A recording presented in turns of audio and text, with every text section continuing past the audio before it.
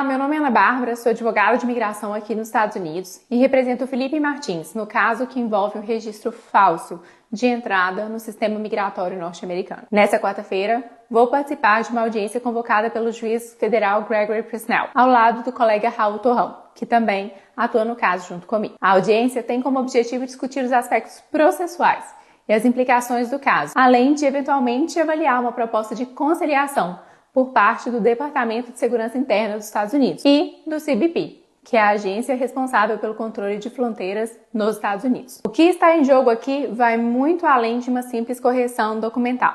Essa correção já foi feita em julho do ano passado, após demonstrarmos as inconsistências dos dados e apresentarmos provas abundantes e contundentes de que a viagem do Felipe aos Estados Unidos jamais aconteceu. O que buscamos agora é a clareza sobre quando, como e por quem esse registro foi criado e inserido no sistema. É importante destacar que a Procuradoria norte-americana já tentou por 2 vezes encerrar esse processo, mas nós, da defesa do Felipe, não pretendemos recuar até que todas as perguntas sejam devidamente respondidas. Isso porque há muitos detalhes curiosos e estranhos nesse caso e todos eles precisam ser esclarecidos e explicados. Por exemplo, na primeira tentativa da Procuradoria de encerrar o caso, foi-nos apresentado o seguinte documento. Vejam, esse documento mostra que o registro foi preservado, mesmo após a correção. Então sabemos que ele existe e que nenhum log ou metadado foi apagado, mas alguns dados cruciais foram ocultados por tarjas, inclusive aqueles que mostram quem foi o agente responsável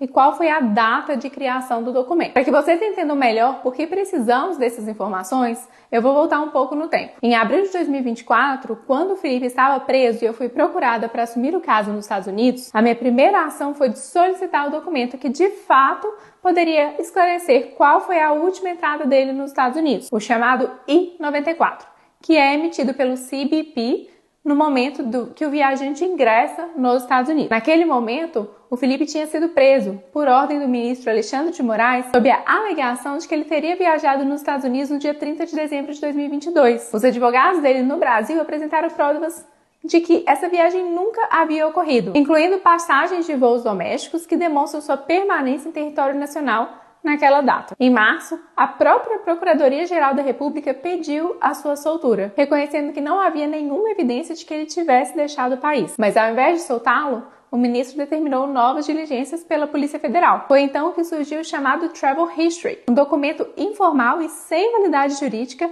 que foi usado pela Polícia Federal para alegar que o Felipe teria entrado nos Estados Unidos. Mas o Travel History, repito, não tem valor legal para atestar a entrada de um estrangeiro no país. Seu uso para fins legais, inclusive, é proibido pelo próprio Departamento de Segurança Interna dos Estados Unidos. O documento válido para esse fim é o I-94. O I-94, como eu já expliquei, ele é emitido pelo CBP no momento de entrada do viajante para os Estados Unidos, registrando oficialmente a sua admissão no país. No caso, o CBP do porto de entrada, que seria Orlando, seria o responsável, então, pela emissão. Solicitei naquela data o I-94 ao CBP de Orlando, que seria o suposto local de entrada do Felipe. A resposta oficial que recebi por escrito no início de abril de 2024 foi clara. Não havia qualquer registro de entrada do Felipe em dezembro de 2022. A última entrada registrada era em setembro de 2022 por Nova York, compatível com a participação do Felipe na Assembleia Geral da ONU. Essa ausência de registro foi inclusive amplamente divulgada pela imprensa brasileira na época. No entanto, cerca de 15 dias depois, fomos em Nova York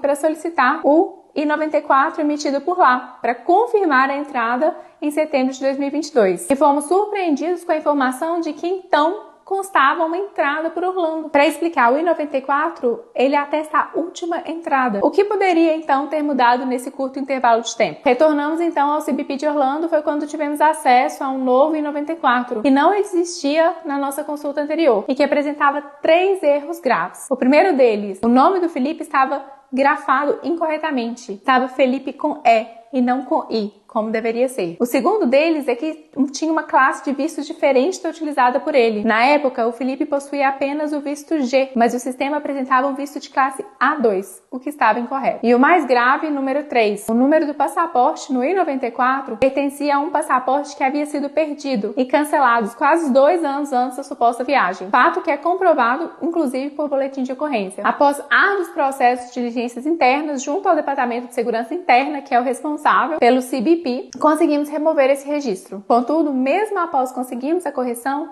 as dúvidas permanecem. Quem criou esse registro de entrada? Quando exatamente ele foi inserido no sistema? E ainda, porque ele só apareceu dias após o CBP confirmar por 2 vezes que a última entrada do Felipe havia acontecido em setembro de 2022. Nós tentamos obter as respostas para essas perguntas pelas vias administrativas, por meio do FOIA, Freedom of Information Act, uma lei que permite o acesso às informações e dados do governo federal e que funciona similar à Lei de Acesso à Informação no Brasil, mas não obtivemos êxito. É por isso que agora estamos buscando respostas na via judicial. Esse caso não trata apenas de um documento, ele trata da integridade dos sistemas públicos, da confiança no sistema migratório americano, da responsabilidade das instituições e autoridades envolvidas. E para o Felipe, trata-se de lançar à luz sobre as reais circunstâncias da sua prisão. Uma prisão injusta que durou mais de 6 meses e que causou prejuízos pessoais, profissionais e familiares enormes para o meu cliente. Seguiremos firmes até que tudo isso seja esclarecido. Fico à disposição em caso de dúvidas.